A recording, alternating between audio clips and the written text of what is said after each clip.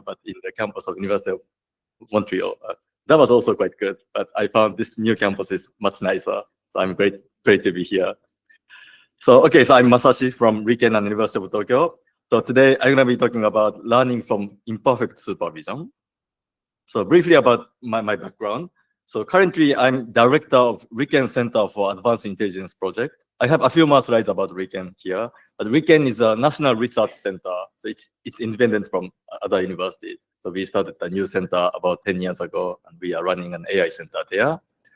Then I'm professor in computer science at the University of Tokyo. So I have graduate students there. Then also I'm advising some local startups in Tokyo. And my background is basically machine learning theory and algorithm. And I usually try to spend about 10 years on one topic and try to publish a book. And I did something on machine learning in non-stationary environments, density ratio estimation, statistical reinforcement learning, then variational base, and more recently, machine learning from weak supervision. So we are working on these kind of things. Then in principle, we are also interested in machine learning applications, but this is way beyond what we can do in our team. So I always try to have partners outside the institute and in industry or other national research centers to explore interesting application domains. Then, so I did also some services like program chair for NeurIPS 2015, AI Stats 2019, and ACML, this Asian Conference on Machine Learning. We started 15 years ago. Then also I did IEEE CAI last year. So by the way, NeurIPS 2015, where I did the program chair, that was held in Montreal. So Montreal is really a special city for me. Then I gave a keynote at ICLEAR 2 years ago. So that was really amazing. It was held in Rwanda. So that was actually my first visit to Africa. And that was really impressive. I was so happy to be there. Okay, great. Then about Riken. So I'm from Riken. So what is Riken? So naively, it looks like Research Institute for KEN, but it's not true. So Riken in Japanese is written with 6 letters. And the first 3 letters are pronounced as Rikagaku, and the last 3 letters are pronounced as Kenkyusho. And this basically means Physics and Chemistry Research Institute. And many years ago, Riken was, in English, Riken was called Research Institute for Physics and Chemistry or something like that. But nowadays, Riken also has like biology, medicine, and also computer science. So they had to kind of change the name.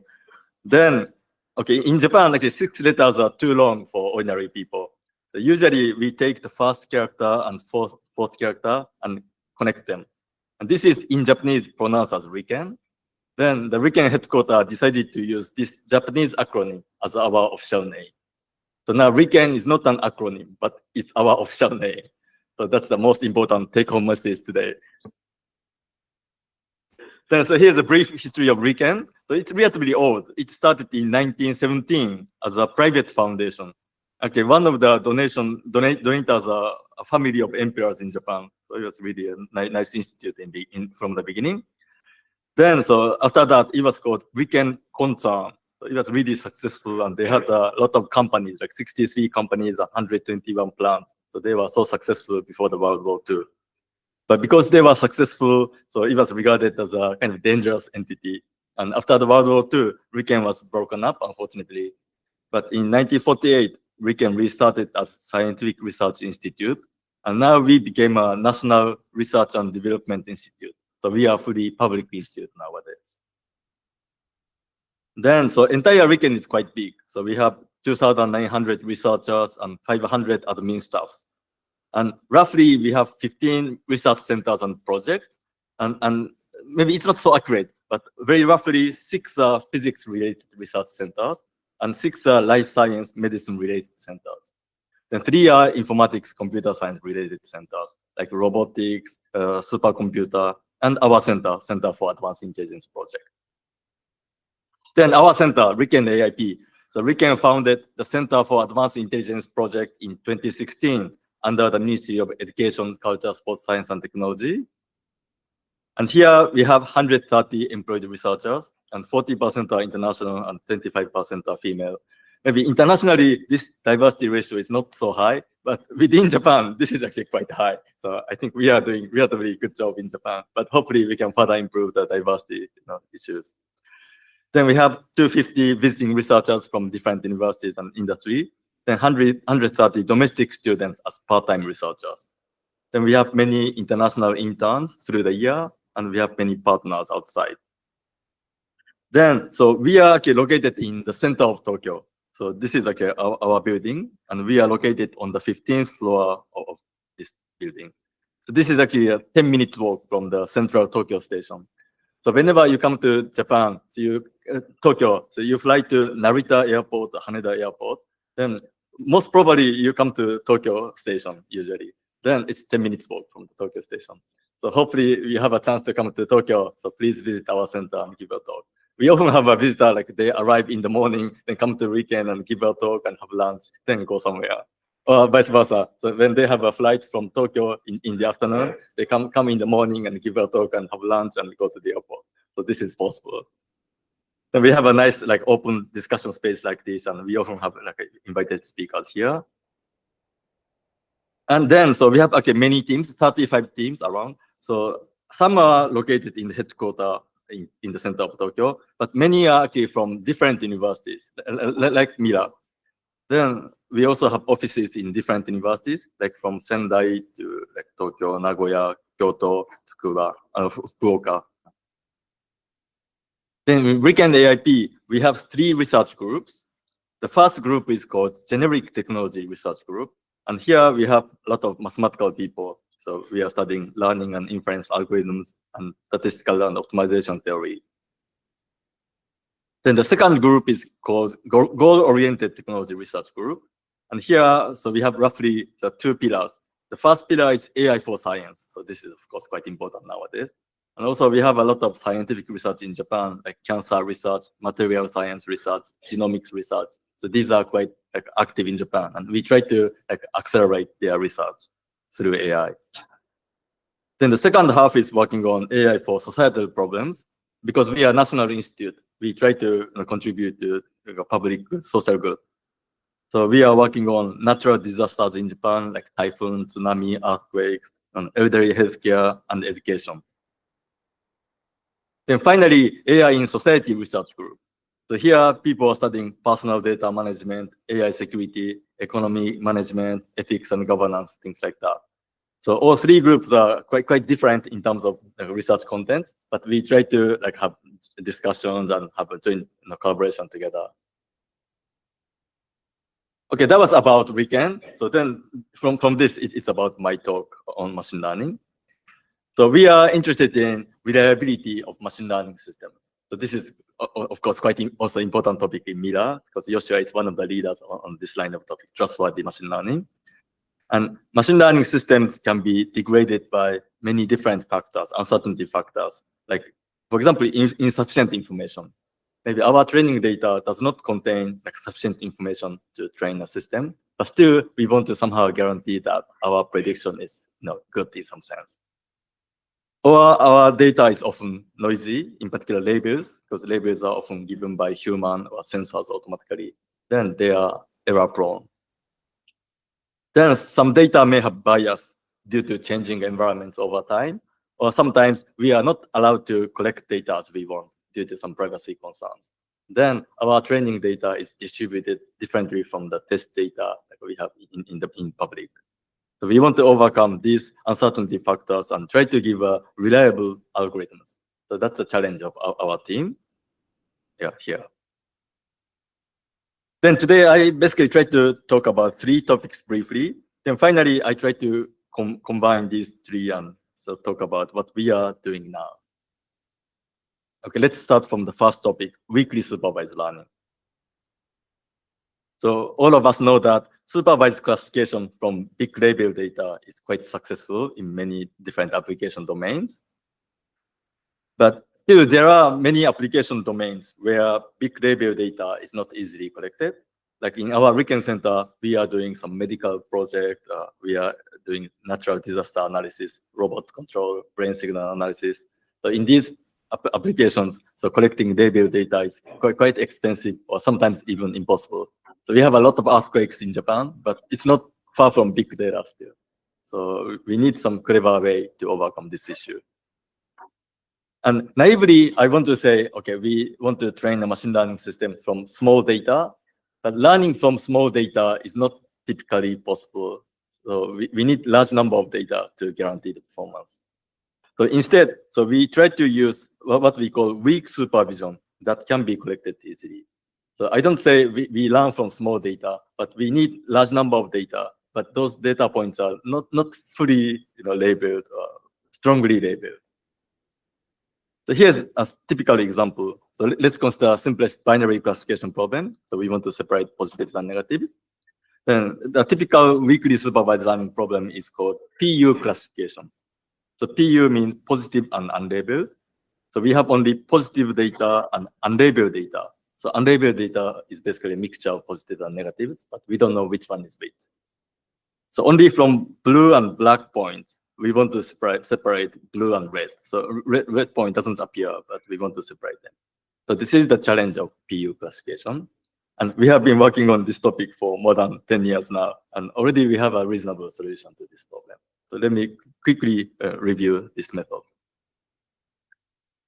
So, okay, I have two technical slides here. So it's a standard classification problem. So we just define a risk as usual. So we consider a certain point-wise loss function. Then, so we take the expectation of this point-wise loss function over the true distribution. So this is the classification risk that we want to minimize.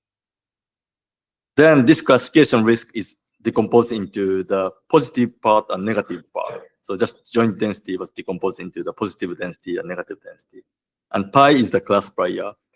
So okay, estimation of pi is a bit problematic in this PU learning scenario, but we have already some series of methods that estimate pi in a reasonable way. So today I just assume pi is known, but in practice we need to estimate pi, and I must admit that estimation of pi is a bit problematic, but let's put it aside today. So then, okay, now we have risk for positive data and the risk for negative data. And then, so we have, if we have positive and negative data, then estimation of these two terms is straightforward. But now we only have positive and unlabeled data, then the estimation of the second term is not straightforward. But here we have a very simple trick. So we know that unlabeled data density, P of X, is a marginal density, is a mixture of positive data density and negative data density. And mixing proportions are pi and 1 minus pi. So it's just decomposition. So we have positive data density and negative data density. Then unlabeled data density is a mixture of them. I just use this one. So to eliminate the expectation over negative samples, then we can decompose this term into two terms. The expectation over unlabeled data minus expectation over positive data. Then, so this is equivalent. Then we just apply empirical risk, empirical approximation. Then, so given positive data and unlabeled data, we have an unbiased risk estimator and just minimize it. So that's a kind of naive solution we can obtain for this problem. And this is generally fine. We can give some theoretical guarantee for this because it's a simple empirical risk minimization. But it doesn't actually work so well because of this reason. So what we have done so far was to basically represent the risk R minus with two terms and estimate these two terms separately from samples, unlabeled data and positive data. So suppose now the point-wise loss L is non-negative. Then, so by definition, so this term is the expectation of loss. So the true R minus is non-negative by definition. So this is non-negative. But once we estimate these two terms separately, because of this negative term, so R minus hat can be actually negative. Suppose the original R minus is 3 minus 2, but now 3 and 2 are unknown, and both are estimated independently. Then 3 can become 2, and 2 becomes 4, or something like that. Then, so 2 minus 4, and it becomes minus 2. So R minus is always non-negative, but R hat minus can be negative. And this really happens in the case of PU classification. And here's an example. So for standard PN classification, supervised learning, so the training error, so this blue dotted line, so this decreases nicely and it converges to 0. Then the test error, this blue solid line, so this decreases nicely and it converges here. But if we perform PU learning with this unbiased risk estimator, then this red dotted line, so it goes down and it goes to negative like this. Then interestingly, so once the training error becomes negative, the test error started to increase and it overfits like this. So then, so our solution is quite simple. So we apply, okay, this looks nicer. Okay, we just take max 0 or ReLU correction to this R hat minus. If it becomes 0, so we just, it becomes minus, we just round it up to 0. Then this non-negative corrected estimator is this yellow line, dotted line. So it keeps non-negative like this. Then the test error is also kept lower like this. So it works much better than the original one. So basically, I talked about two issues so far. So one was unbiased risk estimation. So we are given only some weak supervision. But once we manipulate weakly supervised data in a nice way, we can actually estimate the risk in an unbiased way for some selected problems. Then the second one is, so but in those cases, often the risk, empirical risk becomes negative. And we propose to correct it by applying some ReLU correction. So these are two recipes we developed. And here's one example of PU classification. So it's a signal denoising problem. We have noisy speech and we want to make it clean. So that's a problem. And typically to train a noise remover here, so we need so-called parallel training data. So parallel means for the same signal, we want to have its clean signal and noisy signal. And we compare them, but by comparing them, we can train a neural network. But in practice, it's not easy to collect such parallel training data. Then we just have a clean speech and then generate synthetic noise and add them. So this is what people are doing typically. But such synthetic noise does not really generalize well in reality. But our case is quite straightforward. So we apply PU classification. And in this case, P is actually noise. So we put a microphone in some noisy environment, then we just collect noise. So this is automatically positively labeled data for us. Then we ask somebody to speak in this noisy environment. Then it's like a mixture of positive and negative because it's a mixture of speech and noise. Then these are unlabeled data for us. Then we just apply PU classification. And we can separate speech and noise without really explicitly collecting clean signals. And the performance is reasonably good. So that's a nice application of PU classification. Then more than that, so we had two recipes, unbiased risk estimation and non-negative correction. So this can be actually extended to many different weakly supervised learning programs. And I just listed some. And maybe I just want to talk about one more thing. It's called UU classification. It's unlabeled classification. This is actually quite interesting. Now, we don't have any single label, but we are given two sets of unlabeled data. And class proportions are different. Then only from two sets of unlabeled data and class proportions, we can train a classifier in a supervised learning way. Like hypothetical scenario is something like this. So suppose there are two hospitals and both hospitals have a lot of medical images, but doctors are so busy, so they are all unlabeled. But suppose we have some prior knowledge that in hospital A, there are 20% cancer patients, and in hospital B, so there are 30% cancer patients or something like that. Then that's enough for us. We can, in principle, train a classifier to identify whether a cancer exists in the medical image or not.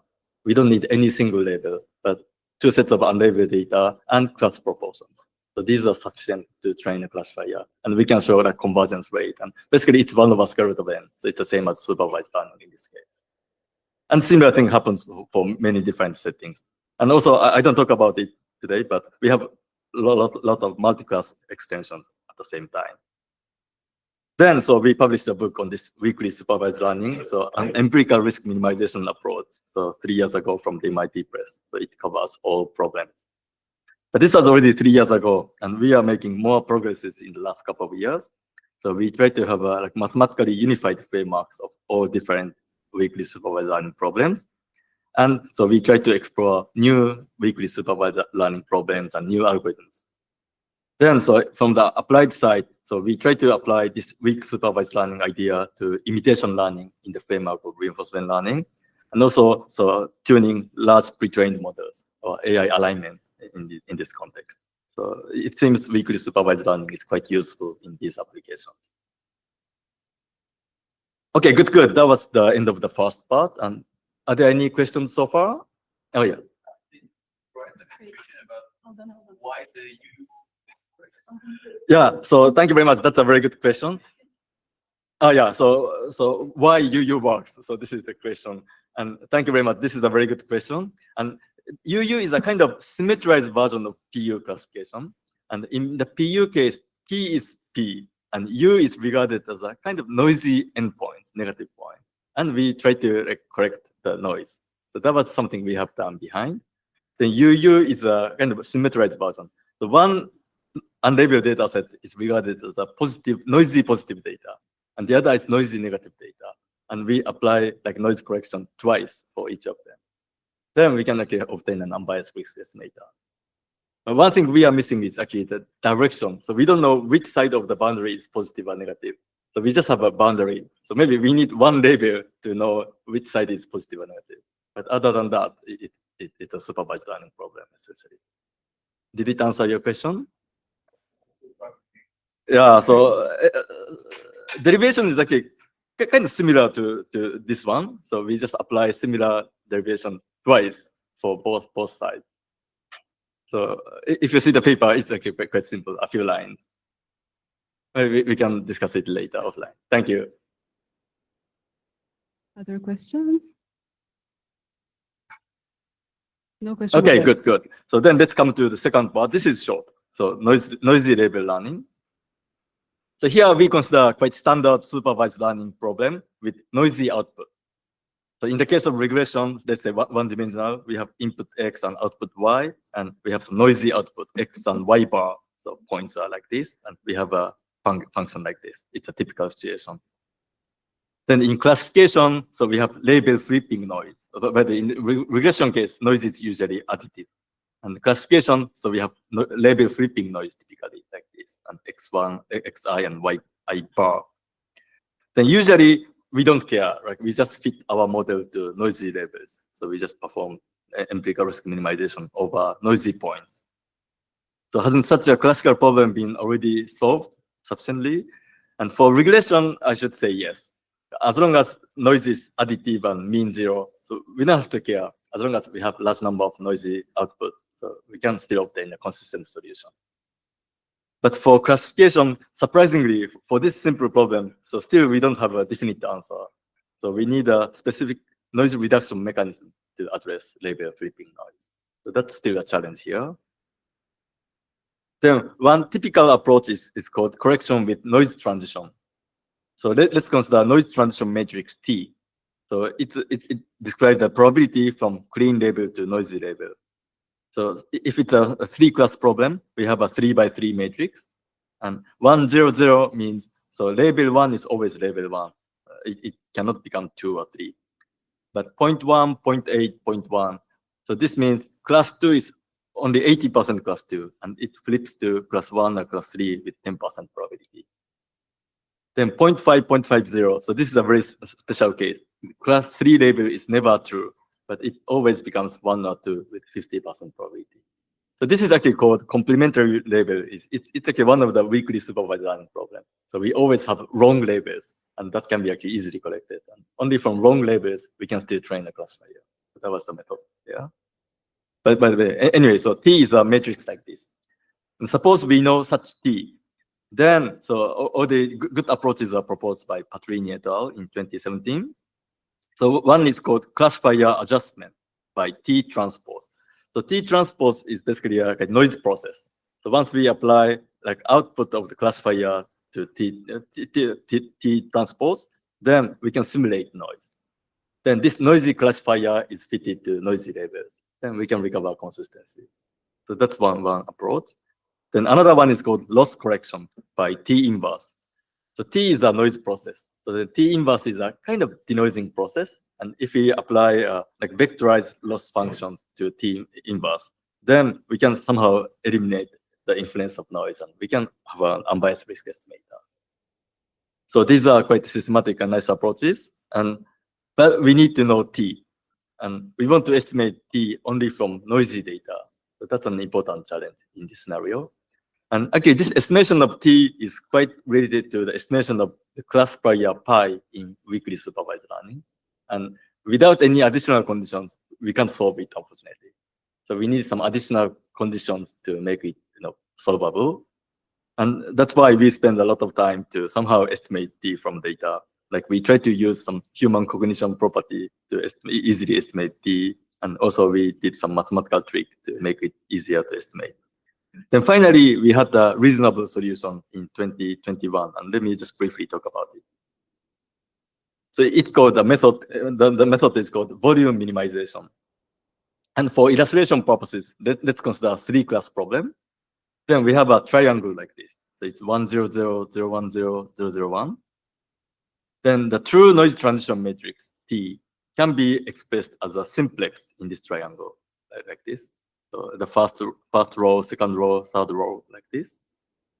Then, so by definition, all noisy training data are actually mapped into this simplex. We don't know the true triangle and we don't know the position of points exactly, but we can show that. So they lie within the simplex, so by definition. Then, so our algorithm is quite simple. We consider some initial solution, initial triangle, and then try to contain all points inside, all training points inside, and shrink the volume. So in reality, we minimize these 2 terms. The first term is basically loss minimization, but this tries to contain all points inside the triangle. Then the second term is to minimize the volume. Maybe we don't really have to use log determinant, but it's just one of the examples. Then we minimize this with respect to T and G. G is a classifier. Then so we can solve the problem. And here's the justification. So we have now n data points, and suppose some points are noiseless, clean labels. We don't know which one is clean, but we suppose there exist clean labels. Then those actually clean points are corresponding to the vertices of the triangle. Then by shrinking the volume, it's clear that we can recover the true triangle, right? So that's one easiest justification. The more challenging cases, we don't have any noiseless labels, all are noisy. But suppose our noisy labels are what we call sufficiently scattered. So we have some mathematical conditions, bit complicated conditions, but points are somehow quite diverse in terms of noise. Then, so points are kind of distributed nicely in this simplex. Then by shrinking the volume, we can still recover the true one. Like in this illustrative example, I put 2 points on each edge. Then, so we don't have points on the vertices, but still by reducing the volume of the triangle, we can recover the true one. So that's a kind of justification for this. Maybe in reality, this sufficiently scattered condition is not really satisfied, but still, as long as points are reasonably scattered, then by minimizing the volume, we can reasonably find the solution. So that's a kind of practical advantage of this method. Okay, so this is, I think, quite good method for this problem. But unfortunately, the real-world noise is even more challenging. What we have considered so far was so-called class-conditional noise, or input-independent noise. The noise properties are essentially the same over the entire domain like this. But in reality, often we have more noise near the decision boundaries, because those points are more difficult to label. Then mathematically, so we should consider the input-dependent noise model like this. It includes the noise transition matrix function. So even if T is a constant matrix, its estimation was quite challenging. But now it's a function of X, so it's almost impossible. So we end up in just having some heuristic solutions. And in each paper, we had some nice experimental results. So they are maybe useful in some cases, but still we couldn't really give guarantees for these methods. So that's why, so in the end, we decided not to take this line of research anymore, but we tried to have another approach. And I will come back to this point later, but we have a bit different approach now for this problem. Okay, so this is the end of the second part. And do you have any questions for noisy labels? Oh, yeah. Hi, thanks for a great talk so far. I'm not sure exactly how to phrase my question, but I'd characterize a lot of what you've presented so far as sort of clever ways to have a better representation of the noise distribution, even implicitly, and then using that even implicit definition to get theoretical guarantees. And I think that's a really cool thing to do. And I'm wondering if you've thought about ways to use that to get something like generalization guarantees for Mhm. generative models, or just applications. Uh-huh. Yeah. Thank you very much. So I completely agree with you. But still, like, we need to somehow assume some noise process. And if this is correct, then everything works well and we can guarantee something. But there's no way to confirm whether our assumption is correct or not. Like our case, we basically assume input independent noise. And this is very strong in practice. And maybe in practice, it's not satisfied. Then we can't really guarantee how our method performs. So that's why we try to have completely different approach later. Yeah, sorry, that's why I was asking about generative modeling, because in that case, you have control over the mechanism of noise. So yeah, I don't know. Maybe it's just not it's far enough from your work, but I think there could be interesting ways to get generalization guarantees for generative Yeah, models. maybe we should have a bit Yeah. more discussion later offline. But Sounds it's great if you can really extend this kind of research to generative modeling. Okay, great. Then, so third part, transfer learning. So now let's consider a situation where training and test data follow different distributions, maybe due to changing environment over time or sample selection bias due to some privacy concerns. So we have different distributions between training and testing, but we want to overcome it. So that's the target of transfer learning. And apparently this is not a new topic. And also we did long time ago. So in NIPS 2006, okay, I co-organized a workshop called NIPS workshop on learning when test and training inputs have different distribution. At that moment, there was no name for this problem. That's why we had a naive title like this. But this is super clear, right? Then after, by the way, the workshop was really successful. We had a lot of great speakers. And then so after 3 years, we decided to have an edited volume from the workshop. And here, so we named data set shift in machine learning. So that was the name we gave. But unfortunately, this name was forgotten at all, and it was not popular at all. But interestingly, in the last several years, so this problem is back and regarded as quite important. So new fancy names are distribution shift or fine tuning. So a lot of new people are giving new names, but essentially, I think we are discussing similar problems. And also at NeurIPS in the last 4 years, so there are a series of workshops on distribution shift and fine tuning. I was also involved in some of them organizations. Then, okay, so one of the simplest setting is called covariate shift. So we have also spent a lot of time on this topic for 20 years ago. And on the input distribution changes. So X is input and Y is output. Only P of X changes between training and testing, but P of Y given X, conditional does not change. So this can be nicely illustrated in one-dimensional regression. So we have input X on the horizontal axis and output Y on the vertical axis. Then the target function, red function, does not change, but only input location changes. So in the training phase, we have blue points from the left-hand side. So these are training points. But in the test phase, we will have black points from the right-hand side. We want to make prediction of these black points. So it's a kind of extrapolation problem. Then, so if we naively perform linear least squares, then fitting blue points, we end up in having this green line. And it fits blue points quite well, but it doesn't predict black crosses quite well. So it's not consistent. But now we apply the so-called importance, so density ratio between PTE and PTR. So then to the loss function, then actually we can obtain a consistent solution. So only from blue points and these importance values, okay, we can recover this green line. And it predicts black crosses quite well, and it is consistent. So in this example, okay, most of the blue points have importance 0. So these are almost ignored. And only a few points on the right-hand side have higher importance values. So basically, we are selecting samples and performing regression only with importance samples. So that's the idea of importance-weighted training. Okay, so we use unlabeled data from the test domain. So it's unsupervised domain adaptation. So labeled data from the test domain and unlabeled data from the test domain.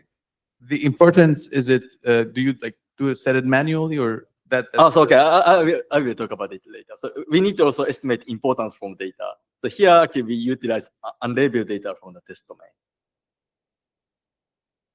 Right, so that's the point. So estimation of the importance. This was actually one of my favorite topics 20 years ago. And we also wrote a book on importance, density ratio estimation.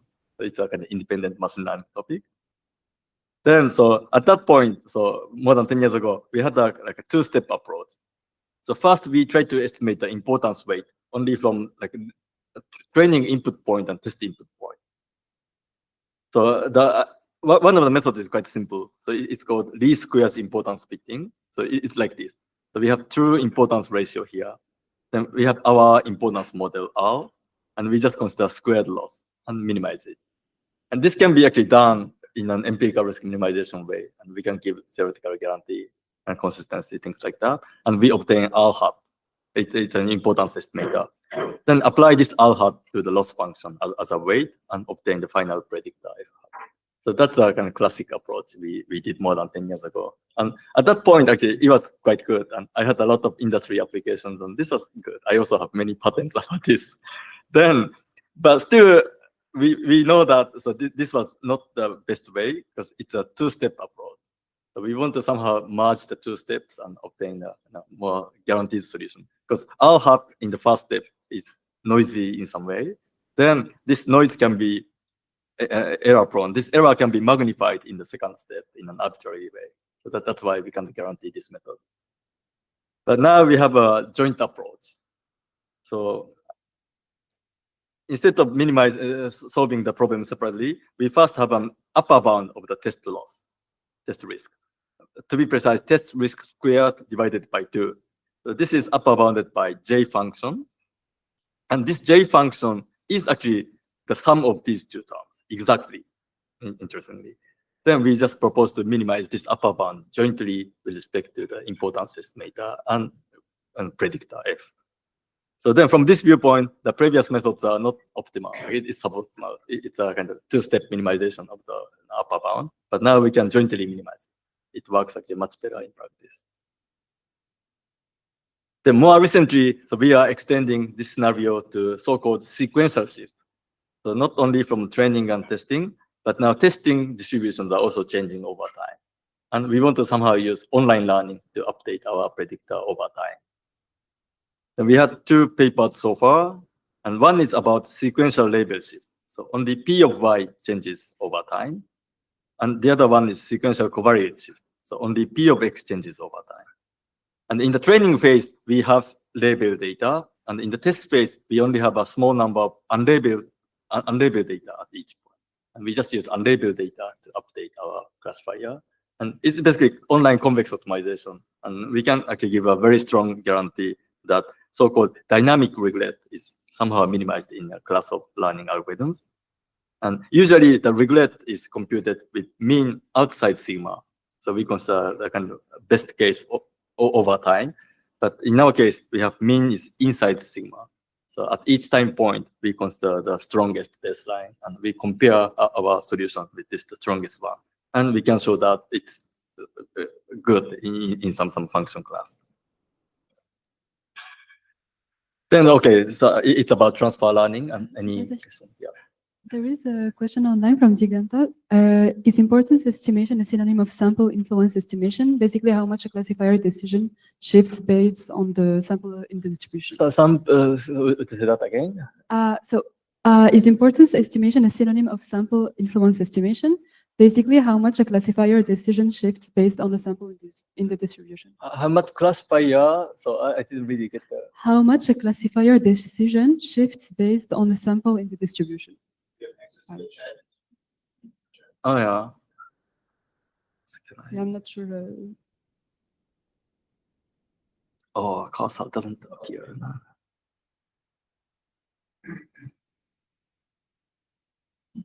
Chat. Yeah, it's This one. on the right. Yeah.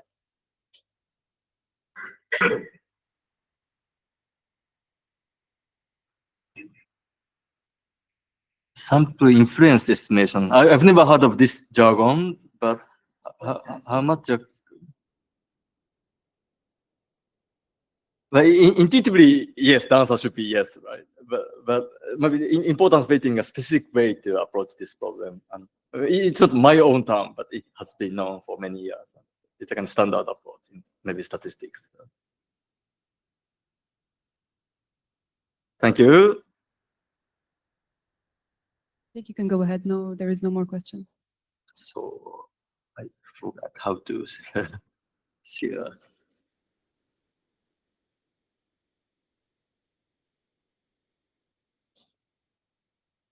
This cursor doesn't show up. I think you need to click on the.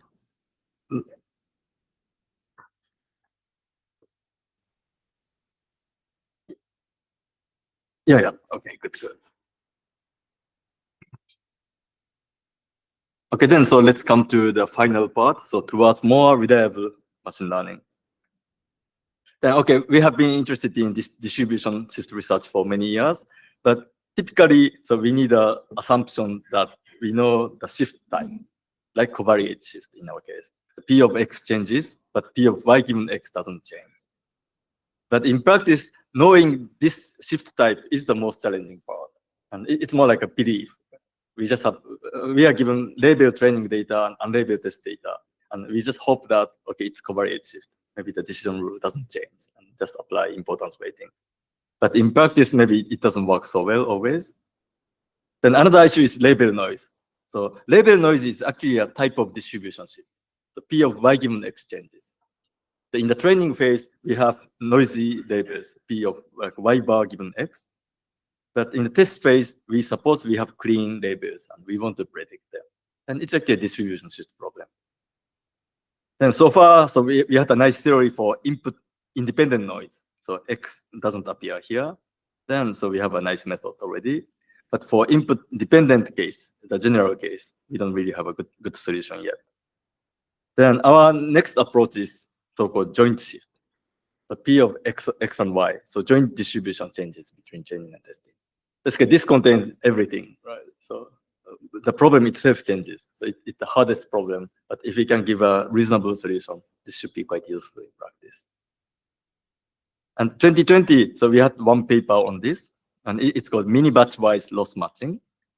But the strongest assumption here is that, so we need a label test data. It's a small set, but we need labels. Then, so we perform importance weighting as usual, but this time, so we are using neural networks. So we use stochastic gradient descent, and we try to estimate the importance dynamically for each mini batch. So we have even smaller number of samples.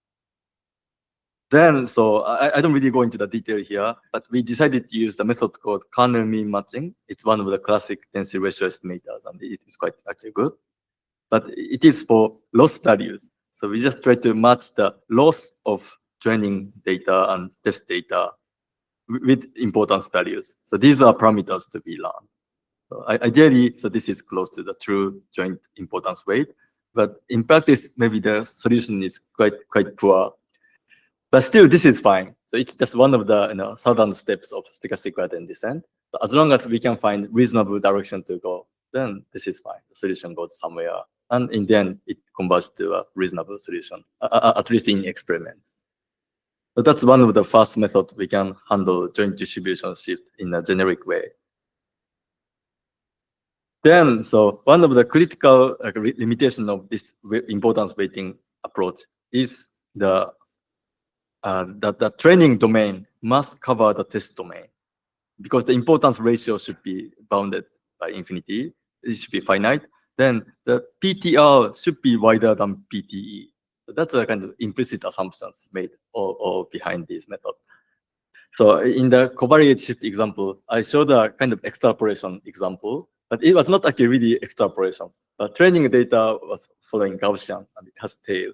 Then test distribution was like a narrow Gaussian. Then it was actually contained. It was really like this. Then points are like close to extrapolation, but still, in principle, we have a training tail longer.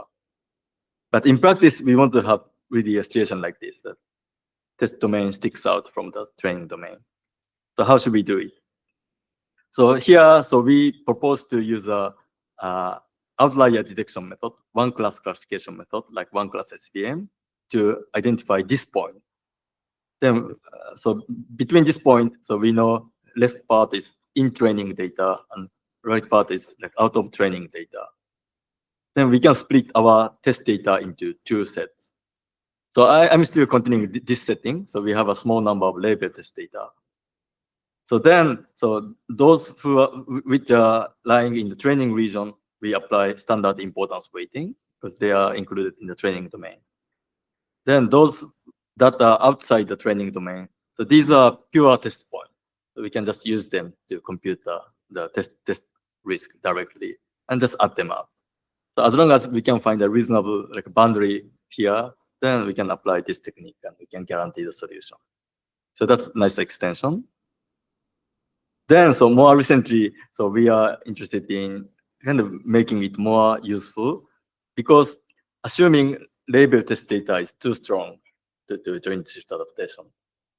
Like if you consider noisy label problem, then so label test data basically means clean labels. So then the problem becomes quite naive. So we want to avoid it. But if you only have unlabeled data from the test domain, then it's not possible to solve the problem because we don't have any information from the test domain. Then our compromise that we are thinking now is to use weakly supervised learning. At least in the case of classification so far, we could solve really a guaranteed solution only from like weak supervision, insufficient information. So I'm wondering whether we can use a similar idea in this joint distribution shift. We don't really require fully labeled data from the test domain, but some form of weak supervision that hopefully can be collected easily. Then with that, we can really adapt our predictor over joint distribution shift. So this is something we are exploring now. Then once this became possible, we want to estimate it, to extend it to sequential distribution shift, sequential joint shift. Then it's a kind of extension of continual learning. So now there's a big community of continual learning and a lot of different approaches are discussed. But hopefully with this like online distribution shift approach, we can give a theoretically guaranteed method. And so far we need all training data to update our classifier, but hopefully we have an extension to limited memory setting, no memory this time adaptation. Then, so this is the last part. Then finally, so we want to further extend this line of research to achieve machine learning with least assumptions. But now, so many people try to really have a like champion performance by assuming many conditions and utilizing a lot of external knowledge. But in many new applications, so we don't have data, we don't have knowledge, but still we want to use machine learning. So that's often the case, like at least around me, for example. Then, so we need a method that is generic enough, but still it has like a minimum guarantee. I have one of the like methods here, like joint distribution shift idea. This could be one of the approaches like that. Then once we have such a generic method, then we basically like, let everybody use in the beginning and see whether machine learning is useful in your application or not. Because in the beginning, they don't have data, then they don't have knowledge, and they only have a few people in the project. Then, but they want to know whether machine learning is quite useful in their project. So then try this kind of generic method and see, okay, machine learning is somewhat useful. Then, okay, let's try to ask our boss to invest more and assign more people. Then we can get more data and more knowledge. Then we should be able to use more sophisticated machine learning machine learning method as the second step. So far, research is done only for this second step. But in reality, we need this first step. And this is completely missing nowadays. I don't know whether this is like a non-parametric like a standard machine learning method, but we want to have a bit stronger method than that. But hopefully, the performance does not have to be very good, but we just want to have a minimum guarantee to judge whether machine learning is meaningful or not. Because in some problems, machine learning is not really useful. Then we should give it up and try to find another approach. But as long as we have a reasonable method, we can make a decision on this. So this is something we want to have in the near future, and hopefully this is quite useful. Okay, thank you very much.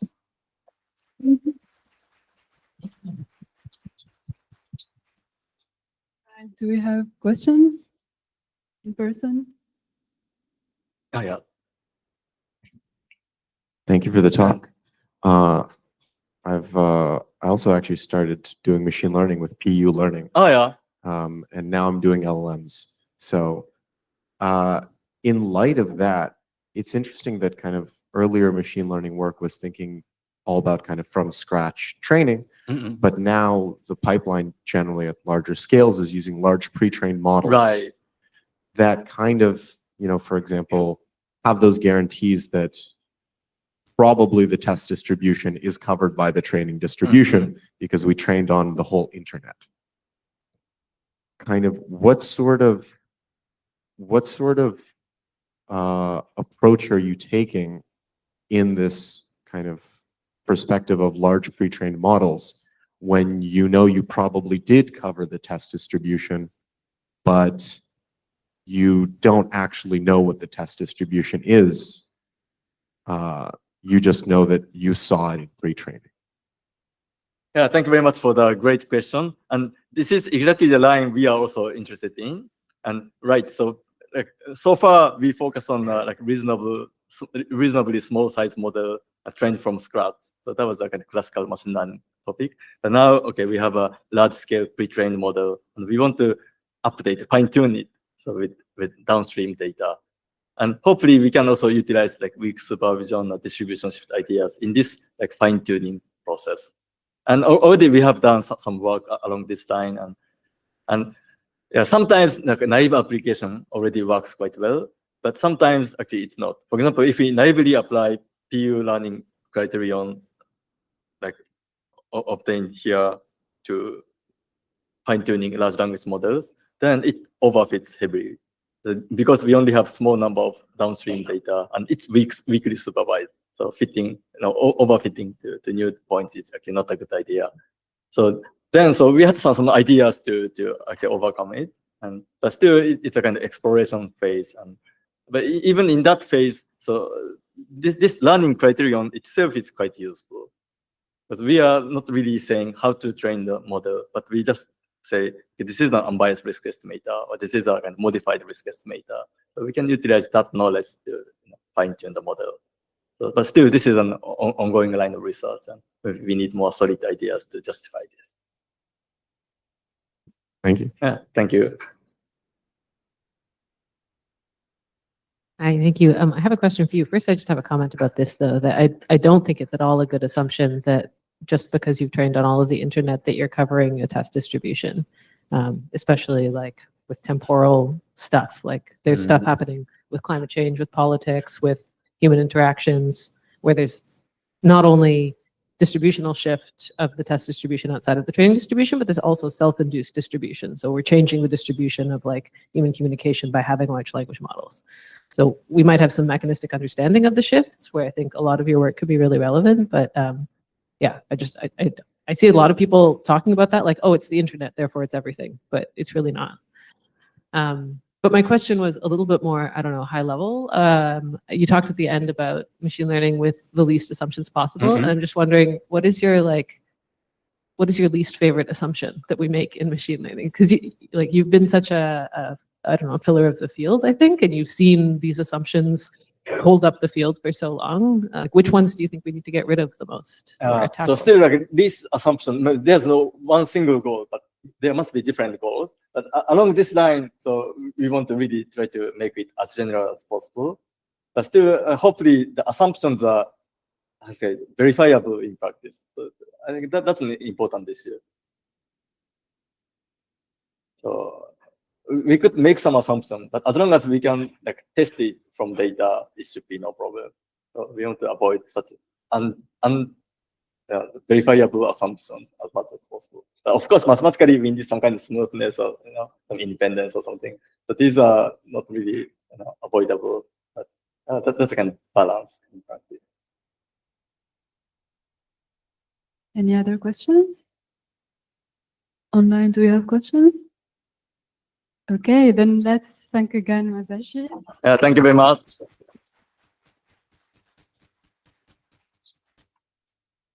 Thanks everyone for coming. And I think Masashi will be available for this afternoon for Yeah. if people want to chat with Masashi.